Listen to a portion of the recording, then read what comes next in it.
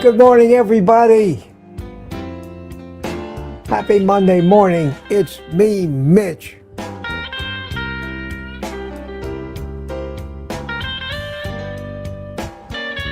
With a new attitude this morning. Basically, I don't care.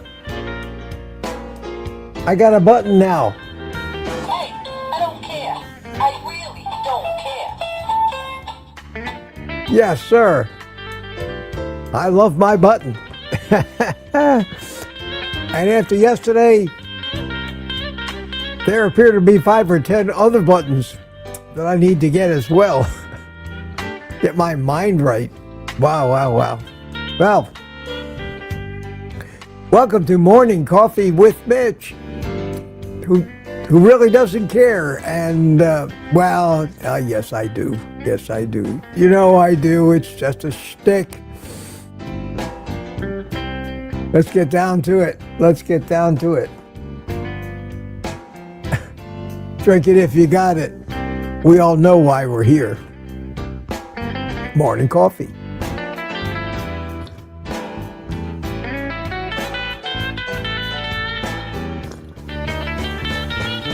Peter says, Mitch, how many times will you hit your I don't care button today? Well, Peter, it's entirely up to you guys.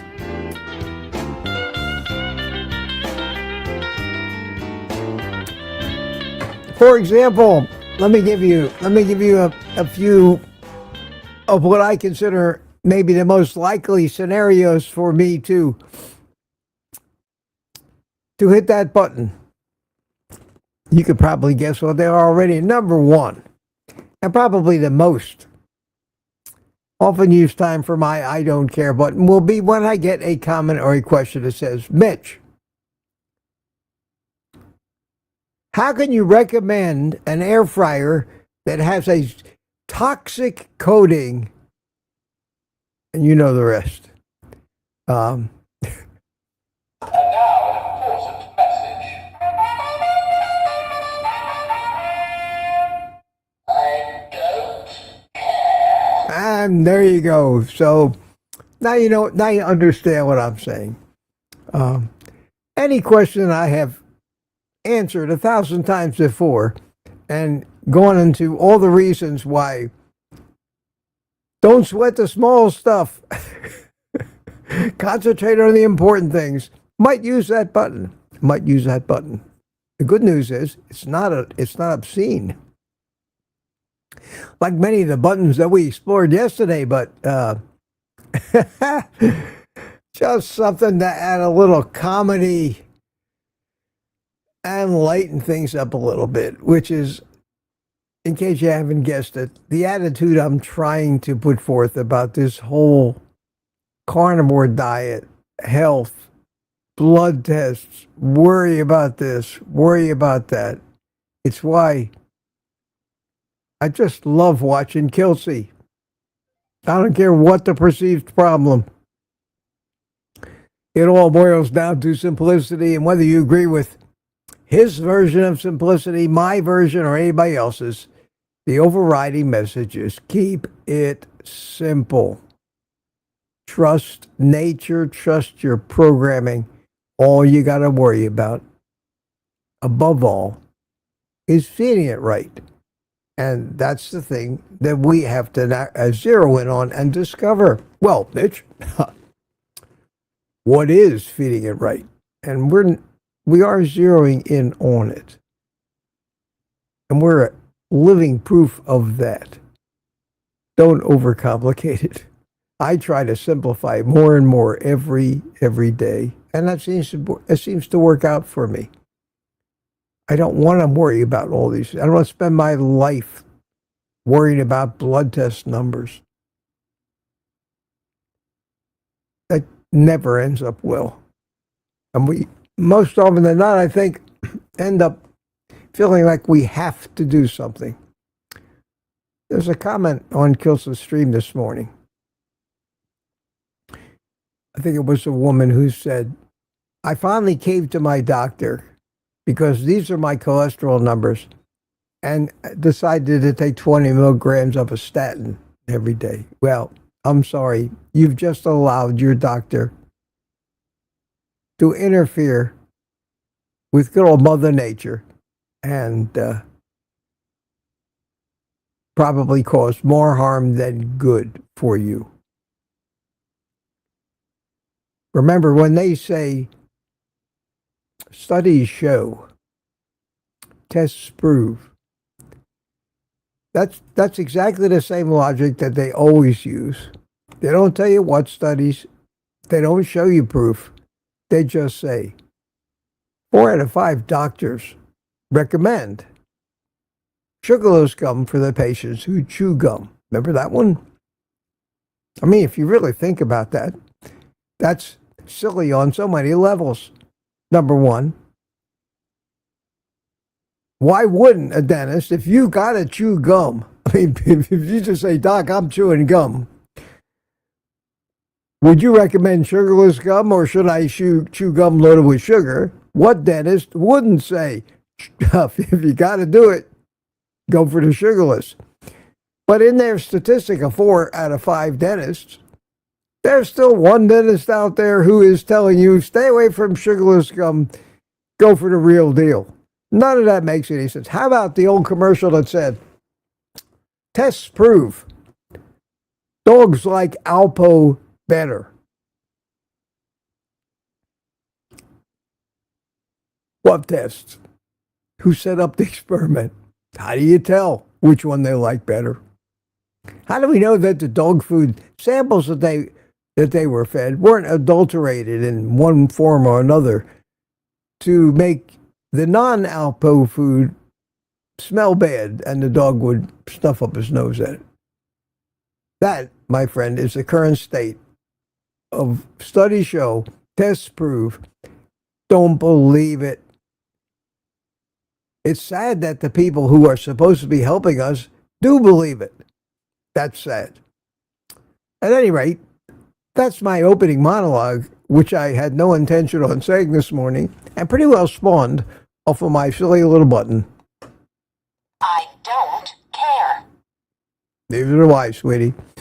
Okay, we got a few laughs out of that this morning, and y'all know the big announcement this morning if you watch Kiltsy. The logistics of it, I think I got it figured out, but we'll stumble a few days, but I think it'll work out fine. The main thing is I got to keep this show to an hour. In order for me to have a life, I've got to just do an hour in the morning, be done by 9 o'clock or shortly thereafter, and get on with it. As long as the weather's nice outside and I can start going for walks and doing things that are not only good for my stroke recovery and my health, but also clear my head, which just gets filled up every day with so much absolute nonsense. You can't help it. You can't help it. Because even if you don't get it from the outside, you manage to think it up based on what you saw yesterday. It ain't easy. I need to stop. I need to not care. Can't help it. I'm a caring person, but that button has got to be a stark reminder to me. Don't care about all this stuff. You can't fix it anyway. Sometimes I wonder, whoever decreed that it was my job to fix all the problems of the human race? Nobody, but I seem to want to do that. Yeah. Thomas says, it is hard, bitch. Yes, it is. It's hard, especially when you see how people behave and the things they do every day. How they want to control your lives, usually for their own personal gains of power and profit. That's human nature. That's animal nature. Even a pack of wolves has always got the alpha male and wants to be in charge and will attack and kill any other challenger for the right, usually over a female wolf. And how is that any different than we human beings? And it can't be different because that's where we came from. So, no lectures on that today. Let me start saying hello to everybody. Thank you so much. Gods at YouTube. Yes, sir. Thank you somehow. A whole lot. I put this thing up here yesterday afternoon around 6:30. People chatted away all evening on it, and YouTube, in their infinite wisdom this morning, said, nah, let's just start over. And they started over with Michael Pregler at 5:08 a.m., who said, what happened to our posts? Peter was first. And we went on from there. So I said right afterwards, YouTube strikes again. There's no, I still cannot figure any rhyme or reason for that. I can't. Mike Sealy, both Junior and Senior chimed in. They must talk on the phone every morning and say, okay, Pop, we're okay, son. Ready? 3, 2, 1, hit the button. Of course, that happens quite often. Barry Simon. Good morning, Barry, and good morning, Mitch, and the Mitch Fit chat. Yes, we are officially Mitch Fits, recognized by the entire Kilt's Mighty Tribe and Kilt's Health community. It's official now. I want to talk a minute about how that's going to work. It'll work. I got a plan, and we'll see. And another announcement, at least as far as I know, for all you guilty fans, I've been hanging out on Monday night with you guys in the Kilt's Mighty Tribe, and I've been waiting for this for 3 or 4 months. Believe it or not. Oh, got the hiccups. Excuse me. Whoa.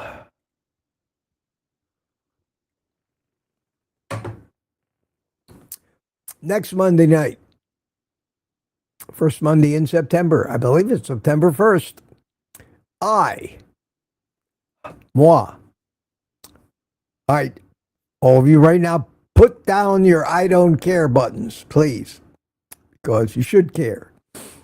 I'm going to be the guest, the main event, the big cheese on Kilt's Mighty Tribe Zoom call.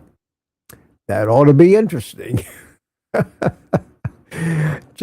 And that's assuming I had it in my calendar correctly. I'll definitely verify that this evening with Alia. I did throw it in their chat this morning, hoping to get them responses. Yes, Mitch, you're going to be on next week, but that didn't happen. At any rate, that's going to be fun. Sandy Blythe says, morning, Mitch and Terry Sue and Smoothie, you were here early, and Steve Rogers, Captain America, was here early, and Chris Swain, Grace O'Lily, Furrow Grandma, and never ready for this. Never ready, but always there. Rick, how you doing, Rick? Old comments going, no shit. Thomas chimed in, and Bill Streety chimed in, 822. Grace O'Lily again, Smoothie again. The dog days of summer. Well, don't hold your breath. I've been up in Illinois in October where it's gotten very warm. This is just a teaser, I think. You can't just assume that we haven't gotten to what they call Indian summer yet. And I know that, of course, that is a politically incorrect name to use now and should be changed like they did with all the sports teams. We don't want to offend anybody or hurt their feelings. It's okay to kill them, but for God's sake, don't hurt their feelings. That's a crime punishable by, whatever these days, cancellation. How we doing on time? Grace Lily Smoothie. You guys started talking about the weather. Now I got 35 chat entries to get through here to make it to 7:30. Weather. Same here, Lily. Grace Lily says yes, and mine too. The heat came on, and here we go. There we go. Lori said, hell, the gang's all here at 8:29. We got through all the weather talk. It's okay. That's okay. And Ribeye Susie's Adventures is here. Carnivore Whisper is here right at 8:29. And we have Larry Ryan checked in, and Thomas is shooting for the win. And Kathy, Florida, good morning. And Lizzie's here and here to reclaim his rightful place as number one in your hearts. That would be Gary. Congratulations, Gary, trying for first at 8:30 one last time. And that just goes to show you, my friends, that never give up, never surrender. You all know where that line came from. Galaxy Quest. Never give up, never surrender. That's true. So, Gary, there you are. There you are. Does that mean you're not going to be here anymore because it's too early for you? I'll take it like that. So we're going to start. And let me just finish saying hi to people. Everybody's chiming in. Good to see you. I'm going to fly through the chat in order to get done. Hopefully I won't go Papa, how many times will you hit the I don't care button? Yeah.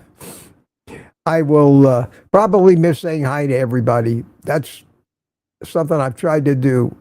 But if I'm trying to keep it to an hour, unless I got nothing to talk about, which is a very rare occasion, you'll probably just have to assume that I have seen your name in the chat, like most other people do on their live streams as they get bigger. And I hope this thing's going to grow bigger. It's been kind of static for quite a while, but my life has been in turmoil, to say the least, recovering from the stroke and trying to fit it all in. So I hope this works out. I think it might.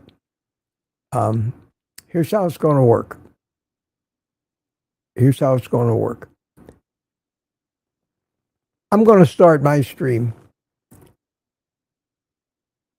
Start a broadcasting on my channel exactly 30 seconds before 7 a.m., just like I always do. Many of you will be watching Kilts.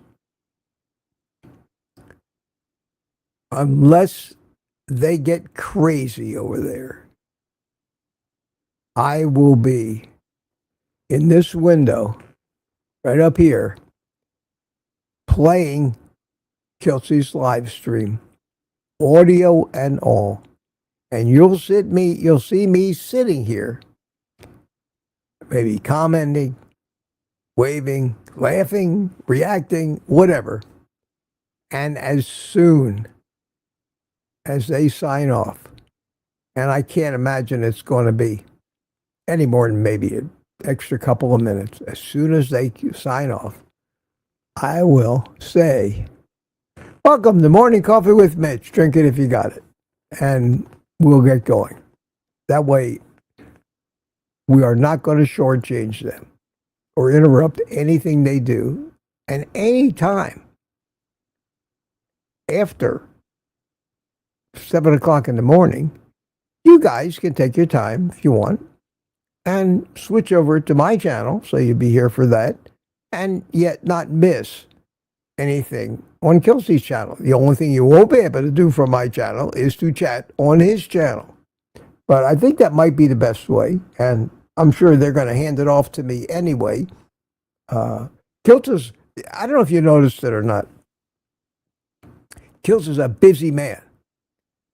Kilts very rarely is there after 7 o'clock in the morning. He's got things to do. He's got patients to deal with. So they don't have much of a tendency, like me, to run for 2 hours. Ali has got things to do. Nelson's got things to do. More than likely, their guest has things to do. So I'm sure a minute or two, 3 minutes at most, and I'll try to make the transition very smooth.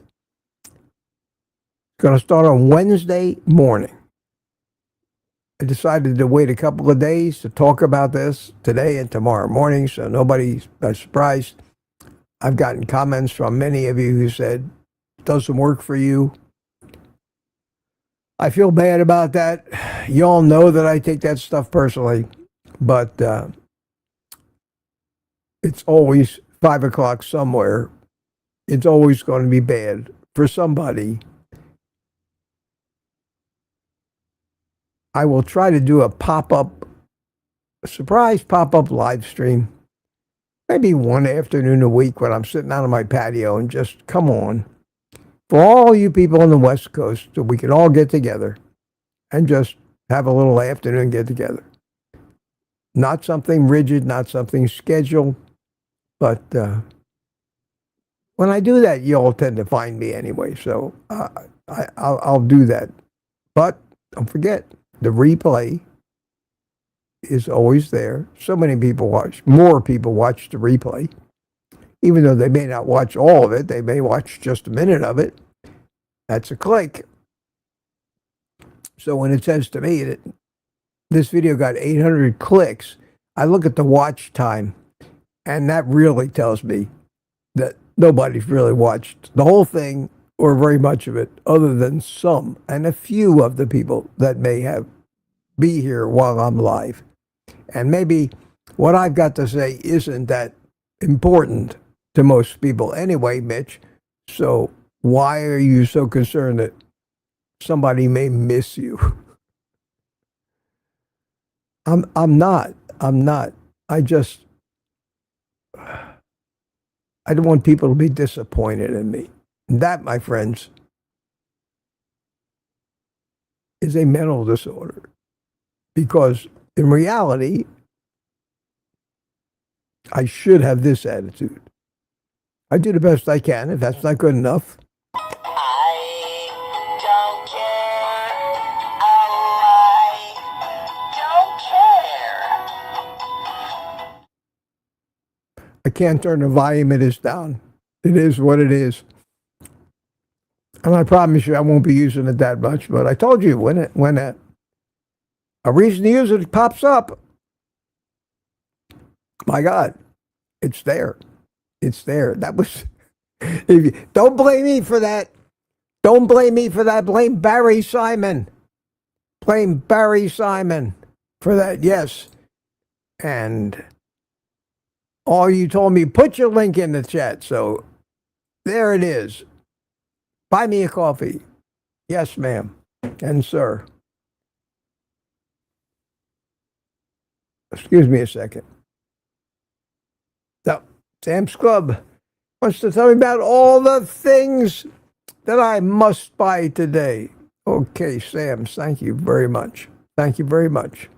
Now let me start talking to you guys. If you have any comments or anything you want me to talk about, went a little long in the opening today, but we are making some changes, and I think it's going to work out great.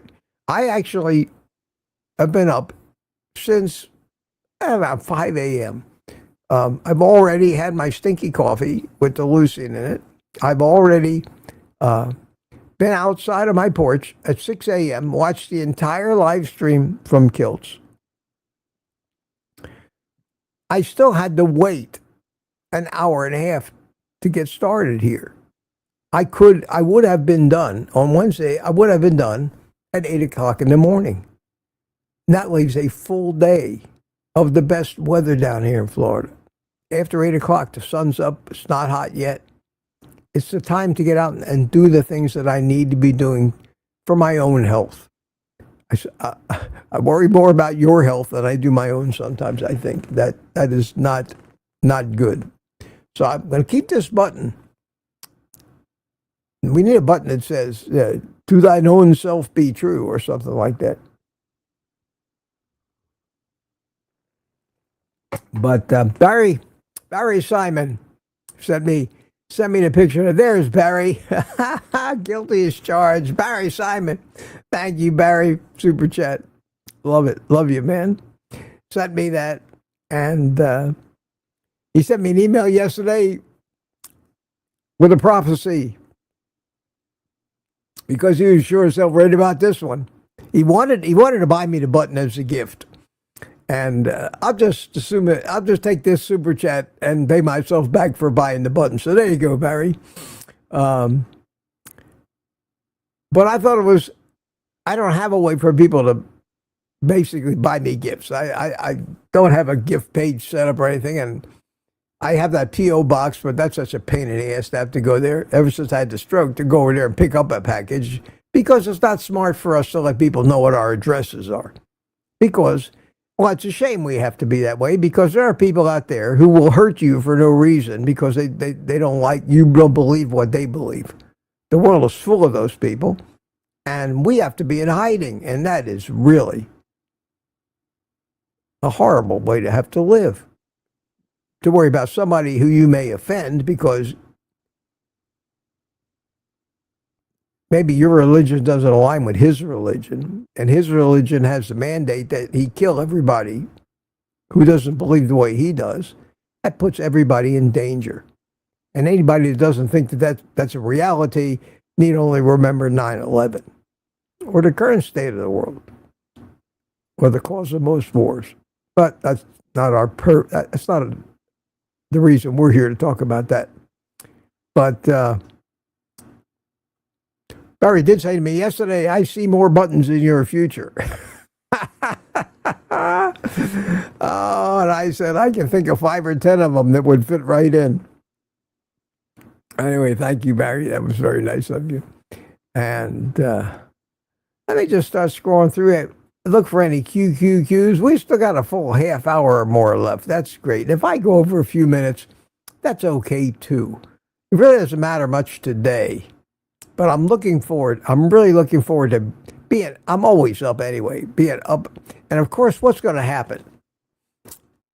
I can't remember the last time I ever set an alarm clock.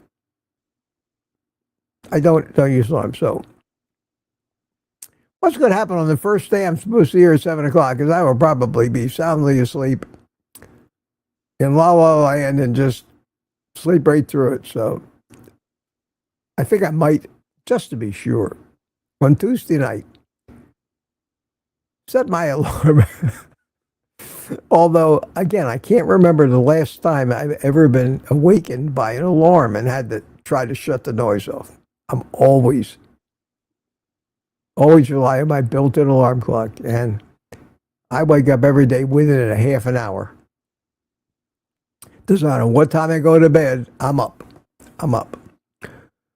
Well, Robert Jeffrey is here, Lori, how you doing, everybody? Sharon McCabe, and Peter's looking for a compact drawer-style air fryer and what one that gives the best sear and crispy chicken wings. Well, I don't know how much you want to spend, but let me tell you something. That Typher really does a great job. But it's big. And the self-cleaning thing, I got news for you, is really, really worth it. And we have Papa Carnivore, Peter. Peter bought me a coffee. Thank you, Peter. Enjoy this coffee. I'm wishing you all the best in your new showtime. And please take care of yourself first. Thank you, Peter. I'll do that. And you too. And best of luck in the new job. Peter got a new job.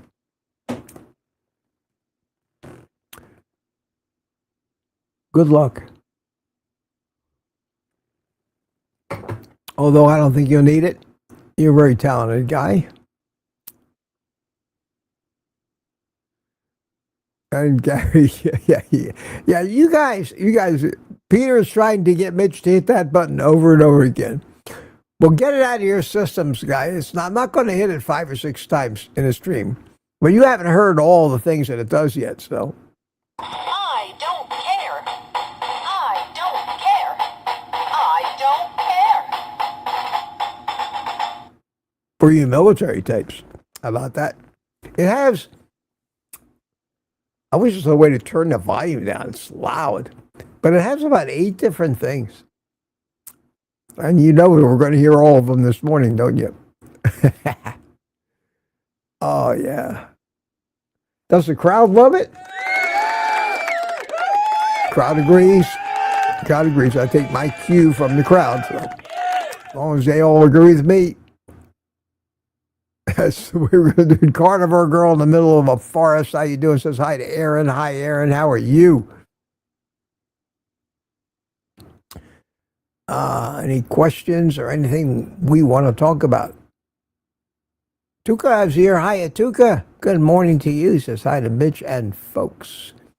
Yeah, I'm going up to 8:38. Wow. Only 20 minutes behind. That's not too bad. Michael Pregler.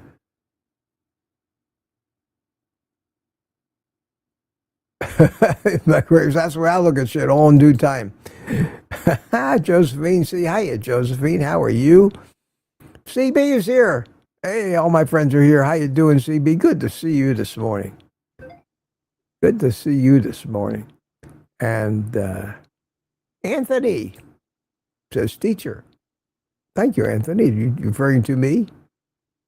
I am kind of a born teacher, I think.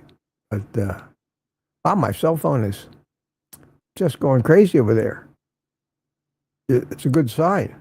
Or else it means I get a lot of spam emails. Rockin' Keto Amy. Hi, Amy. How you doing? Good to see you this morning. Let's see what is going off here. Wow, wow, wow, wow, wow, wow, wow, wow. Look at that. Francine Bourgeois. Ah. What a great lady. Thank you. Thank you.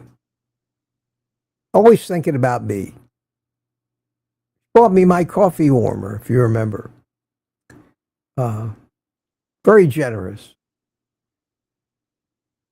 Just sent me 5 coffees. Thank you so much. Thank you so much. And our message is so thankful for your unconditional commitment. That means a lot. Thank you. Thank you. Here's to you, Francine. Bonjour, madame. Up in Canada. I even tried to speak a little French in my air fryer review, and I think I butchered it. You probably, if you saw that, you probably laughed. I don't pronounce French real well. It's tough to do. I can pronounce Spanish very well, and I was pretty good in German. I almost sounded like I was ready to go out on a march. But French is not natural for me. There's an expression in French which is, we have a lot of French expressions like c'est la guerre. It means such as war. C'est la vie, such as life. We have all those things. Well, there's one that means it's reason for existence. And I think it's pronounced raison d'être or something like that. Raison d'être. Reason for existence. And I tried to say that in my video and screwed it up. Put the accented the wrong syllable. And Francine, whether you knew it or not, that was for you. And what I meant by it was I was talking about cooking a ribeye from frozen. And if nothing else, that would be the reason for these air fryers' existence on this planet, just for that one purpose, if nothing else. So I hope you all pick that up. Tuka, I'd love to agree with you. I have no idea what you're saying. You must be talking to somebody else who speaks Finnish or something that you speak, but not me. Don't know what that is.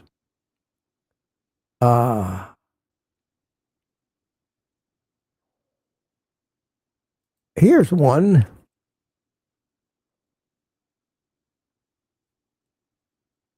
Oh, itch in my ear.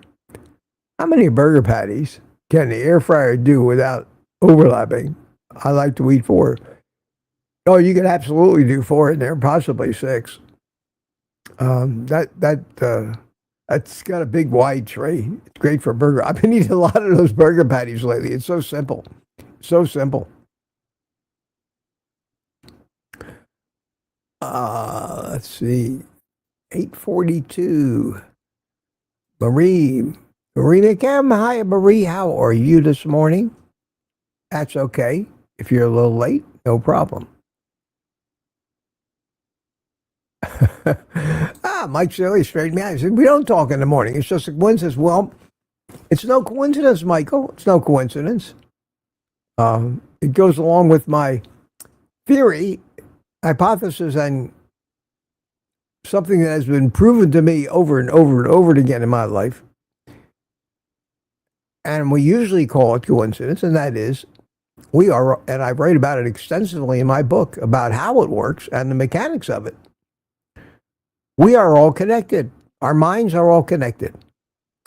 We're especially connected to our minds that work as closely as our own minds. And where we find that? We find that in our closest family.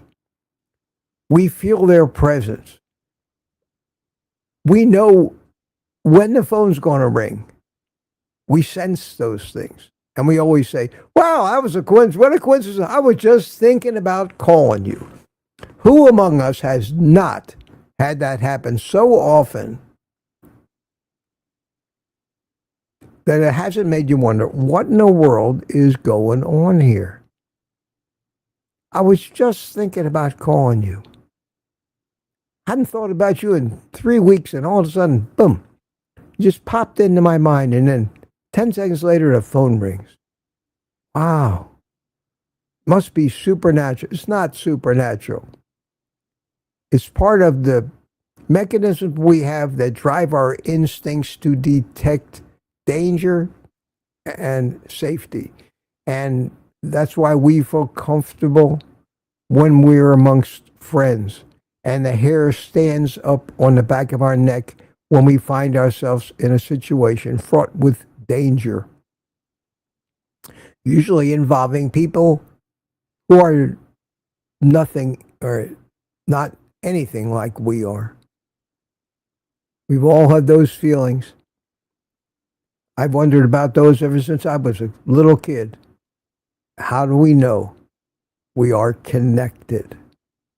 We are connected to everybody, especially connected to the ones that we're close to. And it's the explanation of why.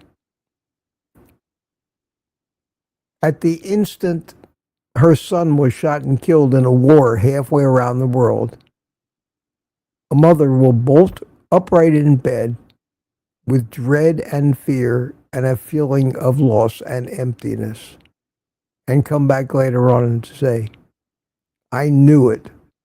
I knew it when each of my parents died. I knew it to the second. I felt it. I sensed it. The loss. It's that loss that makes us grieve. Because all our lives, I think, we're comforted by the fact that we sense the presence of those closest to us. And when they die, that signal just is cut off and gives us a feeling of loss and emptiness that we can't explain. And that's the meaning of grief. So, this is the way my silly mind works. I've been thinking about this all my life. I always look at a situation that can't happen, and yet it did. And I'm driven to figure out a real explanation for it so I don't have to rely on magic and superstition and supernatural explanations for those things that are natural, and every living thing on the planet experiences them and has, as we've evolved over the eons. And that's what my book describes. If anybody can ever make it all the way through, I'd love to talk to somebody about it. But so far, I don't seem to hear from people that made it to the end. That's okay. I'm okay with that. That is not a book to be considered light reading. It's a book designed to stimulate deep, realistic thought. Most people can't accept the things I say in my book. because it goes against some of their most deeply held beliefs and stories that they believe. So that's why I don't push the book that hard. And I'm just waiting for somebody to get through it and say, I don't agree, Mitch, or wow, that was the most brilliant thing that I've ever read. And I'm not saying that to be egotistical. I just have never read another book like it. I had to write it. Another folly in my life that really never went anywhere because nobody cares. Thomas says, September 1st is my 9-month carniversary. I will do my best to be there, Mitch. That's great.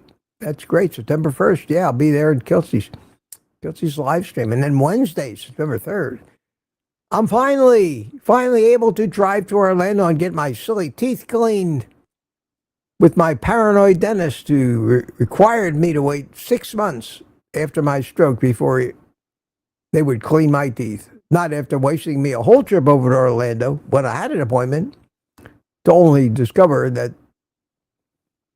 they didn't want to take the risk that I might die in the dental chair because it had only been 4 months since my stroke.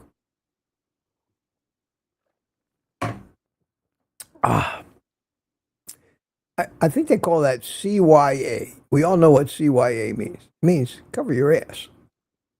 They blame it on, well, it's the law. That's bullshit. At any rate, we'll see if they make it up to me when I go in there. Maybe they'll charge me. Nah. What am I thinking? That's folly. Absolute folly to think that they might say, well, we screwed you up, Mitch. It cost you $30 between the gas and the tolls to get over here, and 3 hours of your time was wasted, and you had to get, hobble around because you had a stroke, and we did all that to you, but, we don't owe you anything for sure, because that's not what we medical professionals do. We take responsibility for absolutely nothing.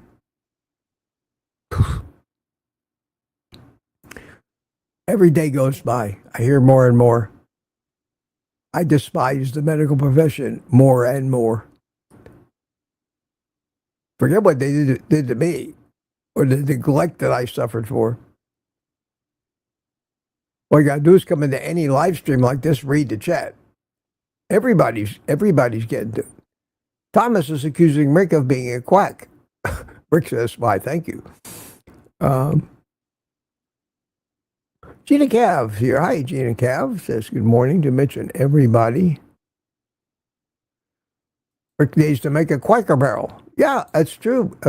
It's very clever. Can have a restaurant.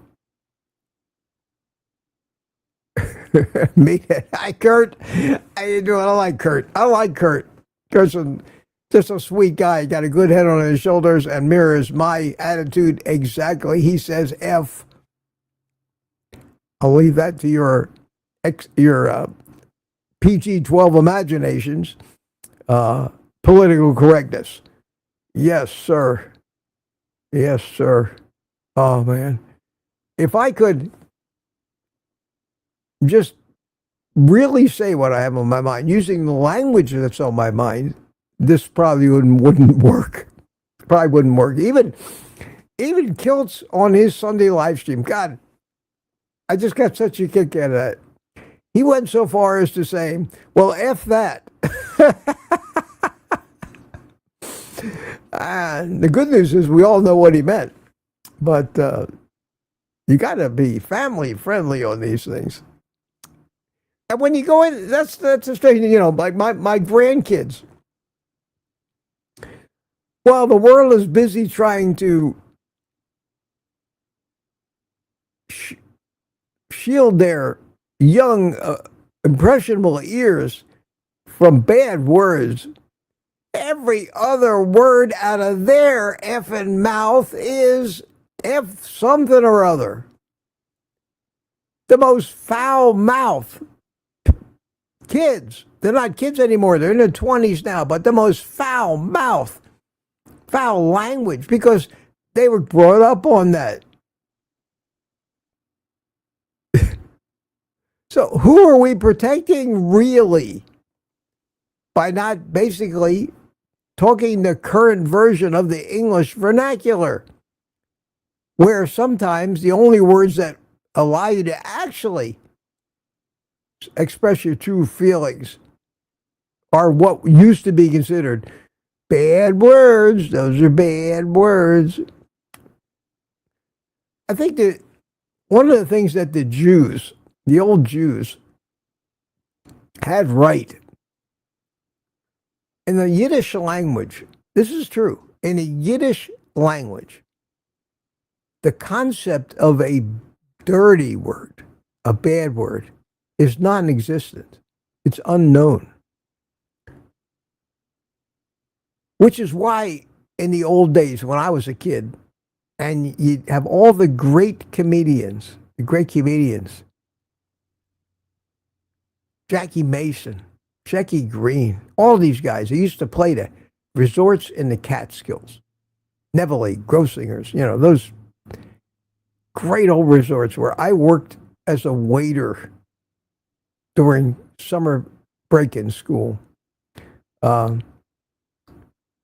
comedians always told their jokes. This is true. Always told their jokes in English. And I didn't speak Yiddish, so I'd listen to this joke, the wind up for this joke by somebody like Shecky Green. And I'd see they'd be there in person back in those days. And there's a lot of Alan King, Milton Berle, Sid Caesar, Jack Benny. They were all Jewish. A few Italians thrown in there because sometimes there's not much difference between the Jews and the Italians, especially in the grandmother department. But they tell the whole joke in English. And then when it came to the punchline, because it usually had a few dirty words in it, out of it had come in Yiddish. I didn't know what the hell they said. The people in the room fell off their chairs laughing. And that's the way it was, because you could say those things in Yiddish to an audience full of Jewish Yiddish-speaking people and be perfectly politically correct. And when I ever found myself in that situation where I was with my parents watching a comedian who did that, I would say, "What'd he say? What'd he say?" And of course, I would have to say, "You're too young. You're too young. You're too young for that." And that's true. But we all know what we're thinking. And to say, "F this, frack that, friggin' that other." Why the hell can't we just say what's on our mind? Because we're being told by the politically correct police what we have to do to comply with their tight asses, if you pardon the expression. So, a little commentary from your Uncle Mitch. Tuka wants to know is asking for my permission to have a snack before gym. No, Tuka, you cannot have a snack before gym. Why would you want to do that? You are so much better off working out fasted. Because what kind of snack are you going to have? You're going to have meat? You're going to get your digestion fired up to use energy that you should be using for working out? I think it's the best, in my opinion, it's best to work out fasted. But everybody's entitled, and especially the carb eaters, they can't even imagine working out without carb loading first. I've got to tell you how wrong that is. See, when our ancient ancestors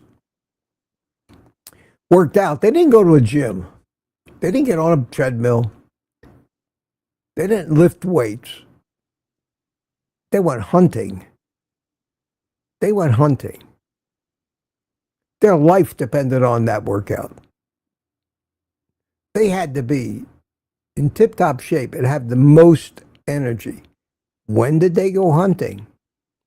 They went hunting when they needed food. So the concept of eating before a workout would be like the concept of our ancestors having a big meal before they went hunting. That's not the way, I don't think it's the way it worked out. So I think if you want to go back to ancestral living, we're supposed to be able to fast for a long time and still have plenty of energy in order to be able to succeed at the hunt. If our ancestors didn't have that, we wouldn't be here because that branch of the family tree would not have made it. They weren't fit for the environment they lived in. And we, through some quirk of statistical impossibility, are the result of every generation of every one of our living ancestors back to the first eukaryote cell, back to something that we call LUCA, last universal common ancestor.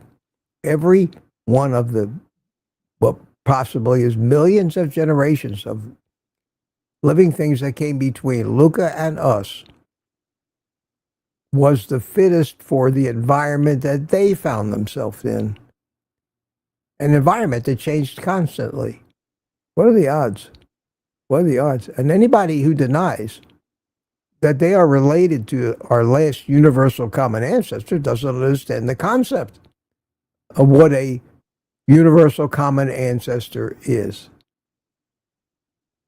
Not just universal, that goes back to the beginning, but the expression last common ancestor can start at any point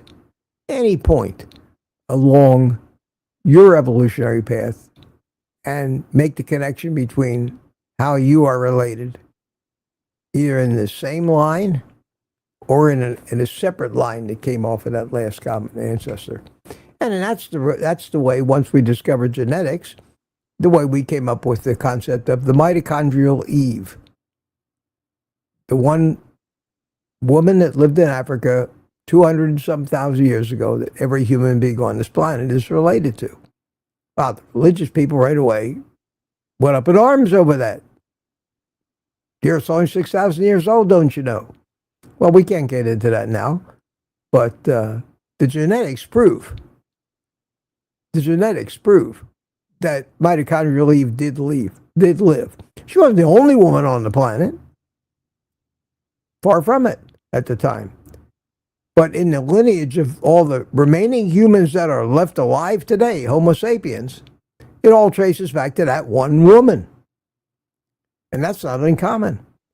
Because you could do the same thing with your own family. Trace your own family back to the last common ancestor. Might have been 5 generations ago, 10, when one of their offspring previously didn't have children. Well, that's the end of that family line. Doesn't mean human race dies out. It just means that one of a billion branches of the tree didn't make it. This is why I think that the human mind will drive you crazy if you let it go, like mine has, trying to figure all this stuff out and searching for evidence that makes it make sense. And then trying to explain it to people who aren't really interested, or simply, I don't care, I don't care, I don't care, I don't care. That's what I get from most people. I try to sit and talk about very deep things and intellectual things and reality things, and they say, I don't care. Who won the American Idol yesterday? And that's the state of the human race. And this is what we have to deal with. The problem is they all got opinions too. And they want to force you to do it the way that they do it. And that's why we're in the mess we're in today. Okay, and I pontificate as usual. But I hope that's why you tune in here, to hear me go off on some of these things. Stimulate a little thought. Maybe you don't agree, and that's okay. That's okay. Each of us has our own beliefs. It's not my job to change your beliefs. It's my job to make you curious. Maybe you hadn't thought of some of this stuff. Maybe you want to find out. You know, I'm related to Albert Einstein. I don't know if you knew that or not. I have to be. At some point back in history, I'm related to every living cell on the planet Earth. I'm related to that blade of grass in my front lawn. It depends how far back you go. It may have been a very circuitous route, but there's a connection. You know, we talk about 6 degrees of separation. Well, about 50 million degrees of separation. So you could say, I'm related to anybody. And you'd be right. We are all related. We all came from that Luca thing, the last universal common ancestor, which was a single cell organism 550 or so million years ago, best we can figure, that was invaded by another single cell organism, and instead of being eaten and dissolved, this is true. The science and the genetic science tells us this. We never could tell all this stuff for sure until we learned to analyze the genetics of life, the programming itself. And programming is not something that you can guess at. It's either you see it or you don't. You know, it's either there or it isn't. Figuring out what it does, a little more difficult. But you compare the programming in one organism and another organism and tell immediately who came first and what mutations have occurred since the split. Mutation is a concept that everybody should understand. It helps you understand an awful lot about how things change over time and don't always stay the same. I talk about that in my book too. But about 550 million years ago, there were no living multi-cell organisms. There were only bacteria, fungi, and archaea. Okay, that was it. Bunch of little slime, mold, and things like that. No structure. They had cells, but they were all single cells. They ate other single cell organisms. There were no plants yet. No plants. That hadn't happened. And one cell, it had to have happened this way because it could not have happened any other way. One cell ate another one, and for some reason it didn't dissolve. It didn't digest it. The cell that got eaten took up residence and formed a symbiotic relationship with the first cell, where the mechanics in the new cell, the one that was eaten, could produce energy. And they formed a partnership. And that became the single first, last universal common ancestor of all life on this planet today that is not just a bacteria. Of course, that came first. But any multi-celled organism or form of life came from that one accidental mating where that bacteria that got eaten by that cell became an organelle inside of it, and we call them mitochondria today. And every one of the living cells in every organism that we consider plant life or animal life today has mitochondria and are descendants of that first cell. In the mitochondria, there's a unique DNA that is different from the cell that hosts it. And in our cells, every one of them, the trillions of them, and each cell contains hundreds of mitochondria. And in every one of those mitochondria, there is a DNA strand. And that DNA is different from your cellular DNA. That DNA has been inherited from your mother. So the mitochondrial DNA of every human being on the planet Earth was inherited from their mother, not their father. It's just a fact. And by tracing the mutations in this mitochondrial DNA, we were able to identify the last, most recent human ancestor for all of us. And that was mitochondrial Eve, who lived in Africa over 200,000 years ago. And that's where every human being on this planet, every Homo sapien came from. It's undeniable, indisputable, and yet people refuse to believe it. Refuse to believe it. Well, you can't argue with people like that. You can tell them the science, but they're not smart enough to comprehend it. But they're smart enough to start a war or want to kill you because you're claiming that both you and them came from the same black woman in Africa that lived 200,000 years ago. Because there weren't no white people on the planet 200,000 years ago. Sorry. Sorry, white people. That's why the world is so screwed up today. Because nobody thinks about, well, where did it come from? And why do I want to kill this person who tells me that I've descended from a black woman 200,000 years ago? And if you don't believe me, you won't believe me and hate me. Don't try to kill me, though. I'm sorry. I don't think I've done anything to you that deserves the death penalty. But there are people out there, especially being Jewish, that have wanted to kill me ever since I've been a little kid. I mean, it's in their playbook. Kill the Jews. I've lived with that all my life. Maybe that's what drove me to try to want to understand this world and the people in it, and is responsible for the amazing disdain I have for most other human beings, and why I tend to stay to myself and not want to be involved in them. Same reason that we don't wander into those so-called bad neighborhoods. Makes the hair stand up. We feel danger. We want to be around people that we love and who love us. That's the tribal feeling. Everything had a hand in our behavior today. Okay. I guess I wax philosophical a lot, but I hope it makes people start to think about things, the reality of certain things that go much deeper than just the human condition, and apply to your dogs and cats too. And the flea that's on your dog, they'll apply to that too. Tina, that's very sweet of you, Tina. Just wanted to say thank you, Mitch, and I'm honored to be Mitch Fit. Well, Tina,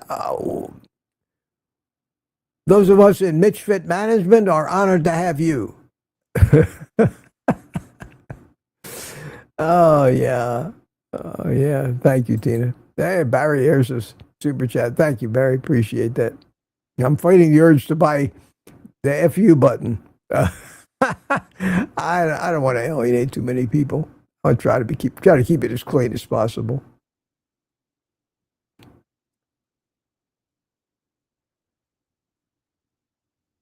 How far? About a half hour behind. It's already 9:30. See what happens.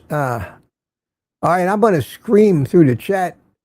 Sam Sapphire's here. How you doing? Sam always asks me a question about water.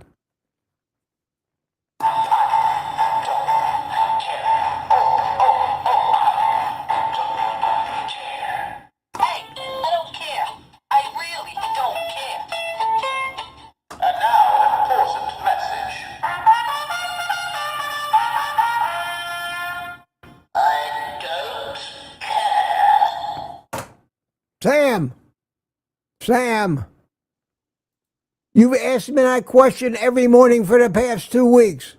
What kind of water? Drink friggin' water. Water. Don't drink that. What are you searching for, my friend? What is your quest? Are you looking for something that'll satisfy your carb addiction? You need something that has a sweet taste. Water. WATER. Open the kitchen sink faucet. Get yourself some kind of filter. Put a pitcher full of it in the refrigerator and drink it all day. Mix your electrolytes in it. Why the need to drink anything but water? You want something? Make coffee out of your water. Water. I've answered this every day. You keep asking me, are you looking for somebody in the chat to bail you out and tell you what magical water that has all the minerals and bubbles and everything you need? I love you, man or woman, but get off of this water. Drink water. It's the simplest thing in the world. Drink the same water your dogs and cats drink.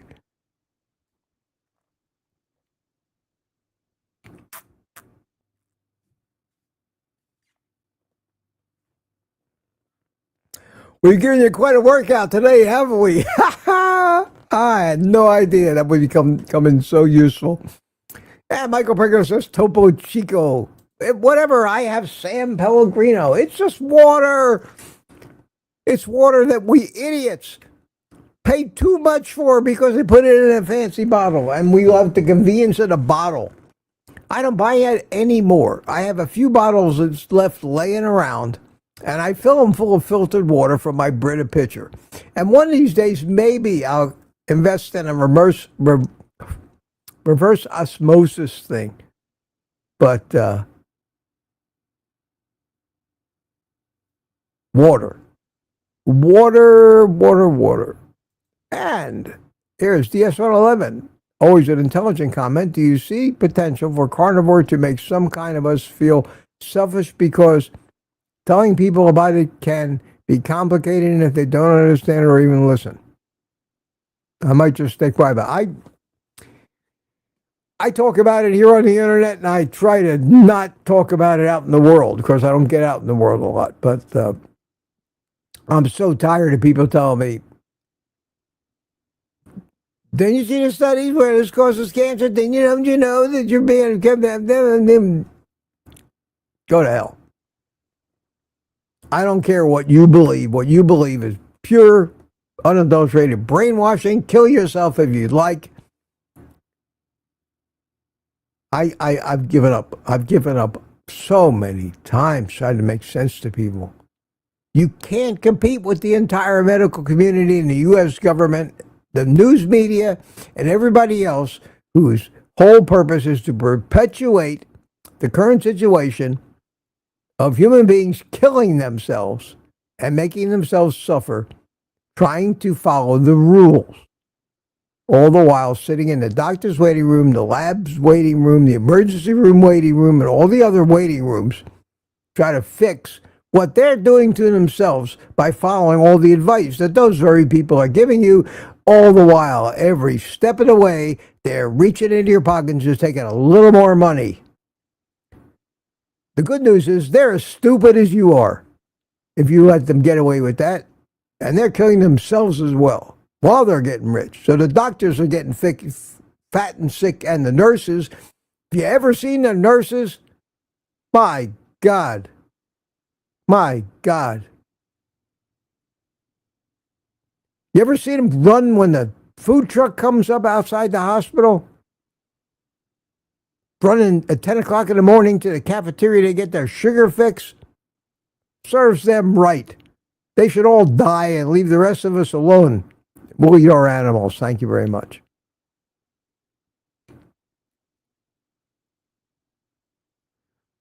Thanks to you, Mitch, says Sam's, and that good tough love. I stopped the pork rinds, avocado mayo. It was, yeah, Sam, I don't want to come down on you, but this is so simple. Don't complicate it. Don't always keep looking for the acceptable exception that will allow you to keep feeding your old habits and your carbohydrate addiction and your need to snack. Because the fear of going without some food every 2 hours overwhelms most people who don't know any other way to live. And that's sad. That's sad. Tuka's asking a bunch of questions. Tuka needs to sing an aria of desperate. Okay, I have no idea what that means, Tuka, but by all means, sing. CB's, I wonder if there's a I don't give a you-know-what button. Oh, there's all kinds of buttons. Just go on Amazon and search for a FU button. You won't believe what came up. We did that. We did that the other day on the private live stream. It was just funny as hell. Yeah, DS111, you want to start an informal carbohydrate keto group. Yeah, but nobody's interested. Nobody's interested. You'll get the reputation of that crazy old coot in whatever your condo number is. All right. Once again, I cannot get done in 2 hours here. Francine says, question, old guy carnivore. Mitch, the last E is silent and the rest of the expression you got right. Thank you. Oh, right. Thank you, Francine. The last E is silent. So I guess it would be raison d'être. D'être. French. Raison d'être. Yeah, you just have to say d'être. It's silent. I get it. I don't know how you guys do it. It's an amazingly difficult language or accent to come with, but I've always liked that expression, and I could always write it down. Just pronouncing it was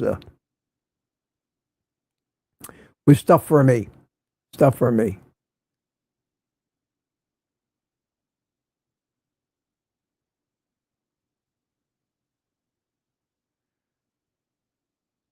What else we got here? Okay. I'm just trying to practice to get done in an hour. I'm out in a big hurry this morning. This morning's already shot as far as I'm concerned.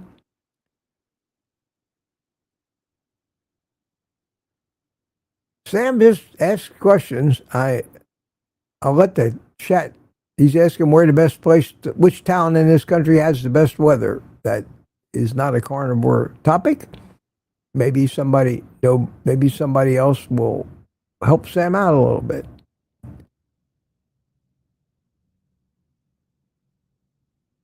For our grandma's here, how you doing? Talking to Kathy, Florida. Laurie, loved it. San Diego. Actually, see that, Sam? You get a lot of help here. People care.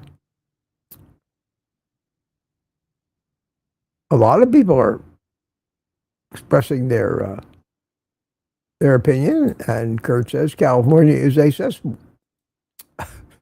In a lot of respects, I agree. There's some beautiful places in California, and it's a shame. I mean, the entire state of California, it's beautiful when you get out of the big liberal urban areas.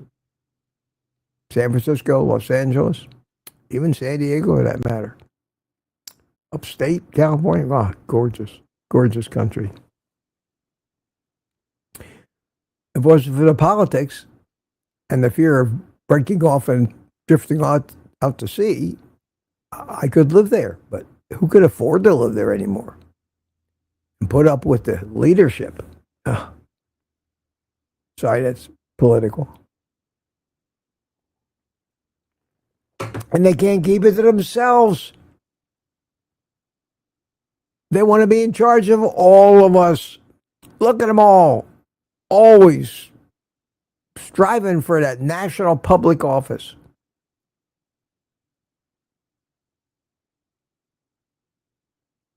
I won't even start naming off some of the really peach politicians they got in that state.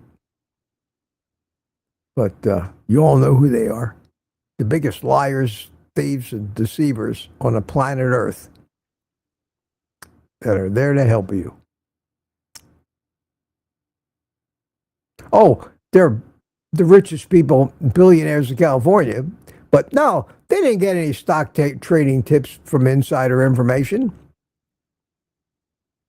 They're just the best trader on the planet. Surely you can't think they cheat at anything or lie. It's an insult. It's an insult to watch them on TV and even have them open their mouths, spewing falsehoods that are obviously false, and acting like, how could you dare think that I would be lying? The nickname for the biggest offender of all of those is Pencil Neck. I'll leave it at that.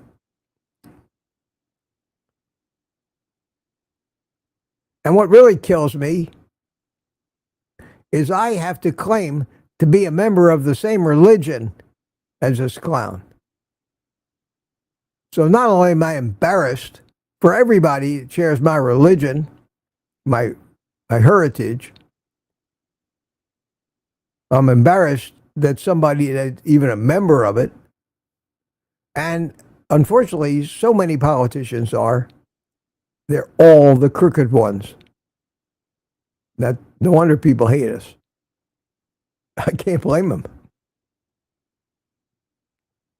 And you can be prejudiced against Jews. It's okay.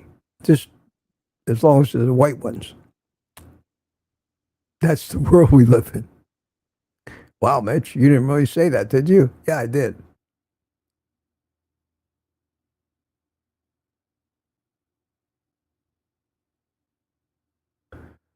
Scott says, Mitch, it's uncomfortable, but you are evolving in a way. Well, I'm not evolving in a way. I've been evolved for a long time. I'm just less and less I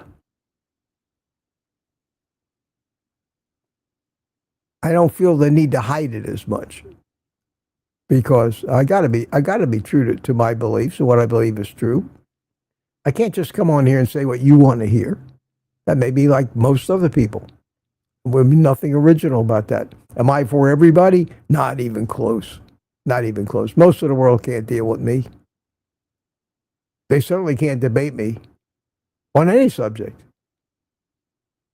Not if they're willing to actually hang around and debate instead of just getting pissed off and storm out, which is what most of them will do.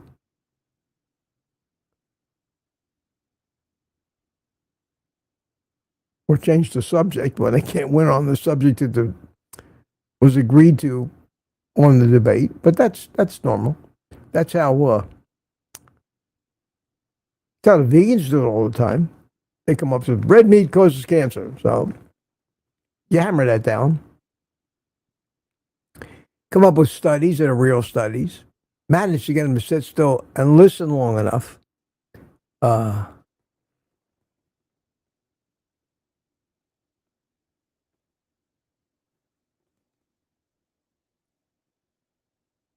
don't know what that Nancy P.E. Bilo still. Yeah, you know what I mean, Barry. You know exactly what I mean. Yeah, Barry knows to use the little super chat to get his message recognized. You can't help but notice that big blue block thing floating up there. Yep, Bilo's hell high. Smartest investor that ever walked the face of the earth, her husband. Don't you think? I believe it.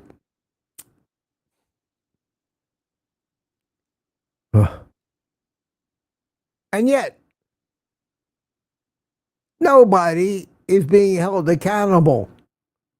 They damn near ruined the whole United States of America, going after Donald Trump because they don't like his hair,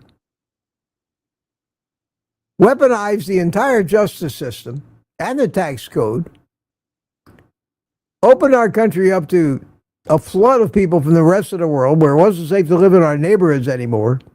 Not a single one of them yet. Oh, we keep hearing about how so-and-so's looking into it. Tulsi Gabbard's looking into it. The Attorney General's looking into it. Well, they all keep looking. I have yet to see the first perp walk. And I don't expect to see him either.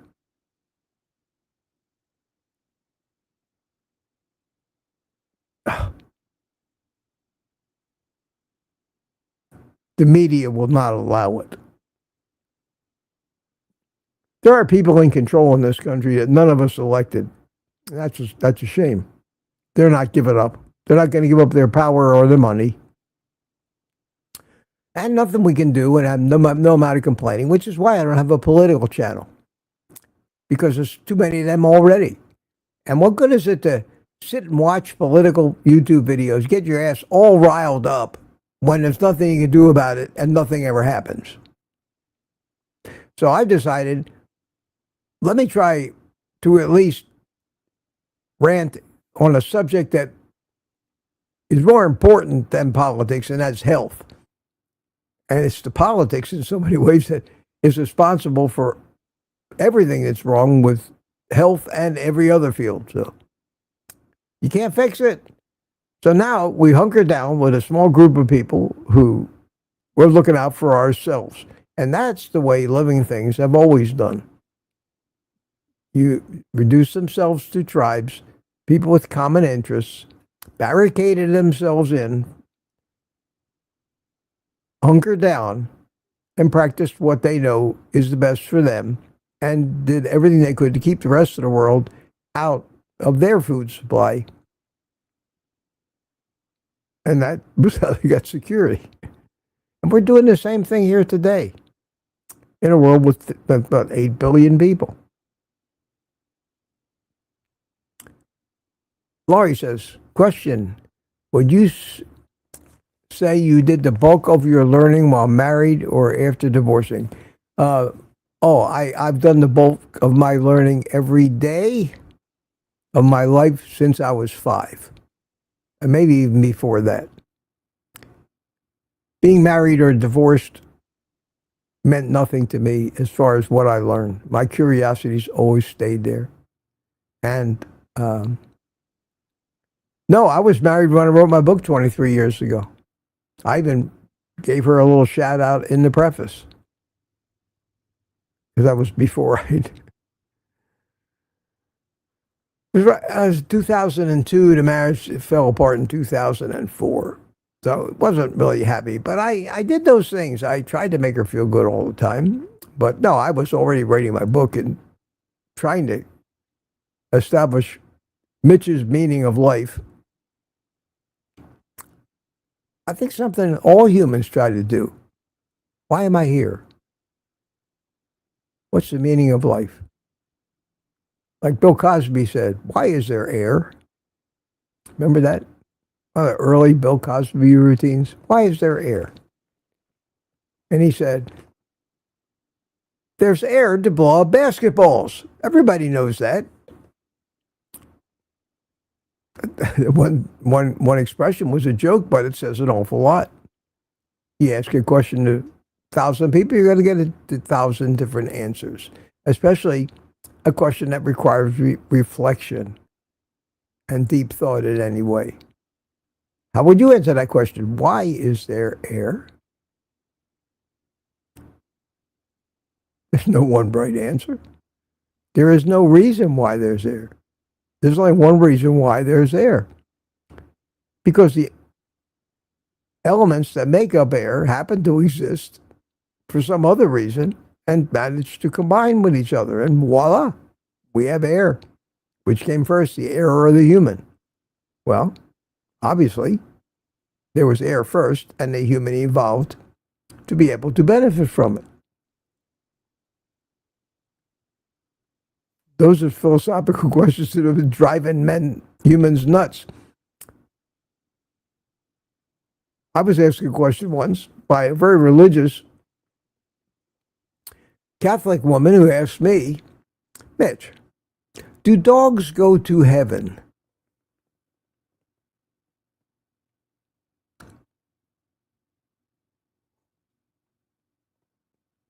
How do you answer a question like that? How do you answer a question like, do dogs go to heaven? Think about that for a minute. How can you even begin? How could anybody even begin to absolutely say for sure? Now, I said to her, absolutely for sure, no. Dogs don't go to heaven. Now, I came at it from a different aspect. Because of my religious beliefs, I did not believe in it, that there was such a concept as heaven. So I said, no, dogs don't go to heaven. Nothing goes to heaven. But I didn't say that. I answered her question, no. And she looked at me and says, and you can't make this up. I agree. Only humans go to heaven. I went, dumb as a rock. Dumb as a rock. But she knew that. That was a given. That was obvious to anybody with a brain. Dogs don't go to heaven. Only humans go to heaven. At the time, she was cleaning my teeth. A dental hygienist. A friend of my wife's. And I almost swallowed the metal hook that she was trying to clean my teeth with. The absurdity of her answer hit me so hard, and I'm saying, this is it. There you go. This is brainwash 101. I then took it on myself to do a little experiment. And for the next couple of weeks, I asked everybody, every religious person that I met, do dogs go to heaven? You wouldn't believe the variety of answers I got. The most common one of those answers was, well, of course dogs go to heaven. All God's creatures go to heaven. So how come this devout Catholic woman knew for a fact only humans go to heaven? And what does that tell you about where the rules came from? To me, it was blatantly obvious. Those rules were arbitrarily made up to fit the agendas of an infinite number of different people. To me, that made sense, so I stuck with it. And I still stick with it today. Because did the dinosaurs go to heaven 65 million years ago? Because we all know that God didn't show his face around here until 6,000 years ago, because we've been told by so many people that that's how old the earth is. None of this stuff jives with itself. None of this stuff fits together into a cohesive story that could make sense. And yet, if you don't believe the brainwashing, and you don't believe the individual stories, and people's having bought into them so hard that they will kill anybody that doesn't buy into their story, how do you live in a world like this safely among human beings who are so misled? Which is why I've been in hiding most of my life. And only now, am I putting my life in danger by talking like this on YouTube? Crazy. I should stop it. One of my viewers warned me the other day that I'm setting myself up to be assassinated, basically. Wow. Mitch, danger to humanity itself.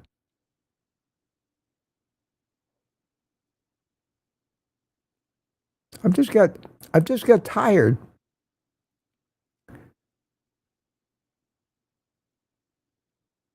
of enabling people to buy into this stuff that's basically ruining their lives. I try to do it with diet. And who am I? I may be wrong about everything. There's that possibility. I'll admit it. Because I'm thinking with the same basic chemistry as everybody else. Maybe, I don't know. This is what I figured out over a lifetime. I gotta get done here today. This is what happens to Mitch if you just leave me go. Question. So you say 200,000 years ago, so we don't descend from Lucy. Well, we do. Lucy lived 6 million. Lucy, we don't descend from Lucy. Okay? I said last common ancestor. Lucy was 3 to 4 million years ago. We may or may not descend from Lucy. There's no proof. We can get no DNA from Lucy. Lucy was a Australopithecus. She was a race of hominin that came even before Homo erectus.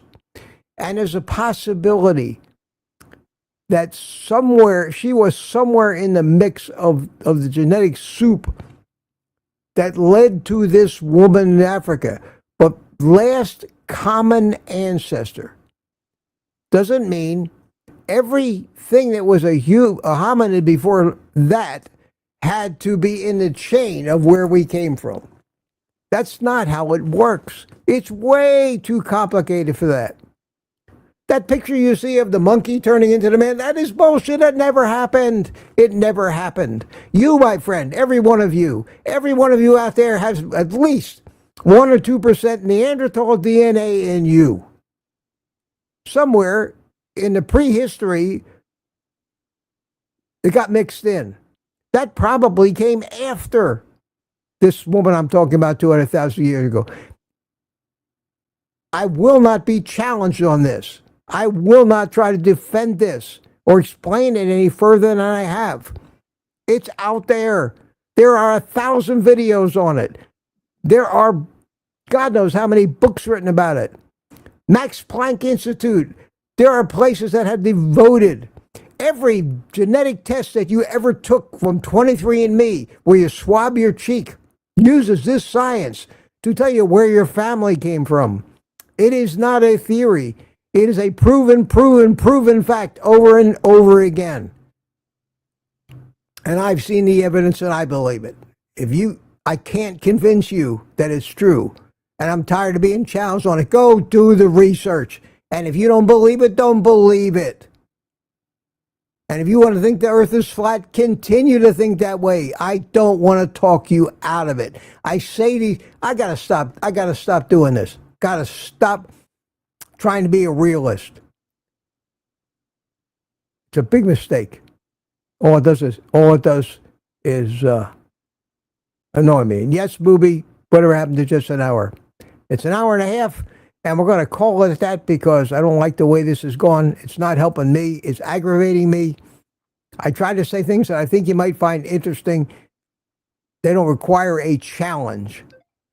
To my intelligence, I won't stand for it. I will see you tomorrow.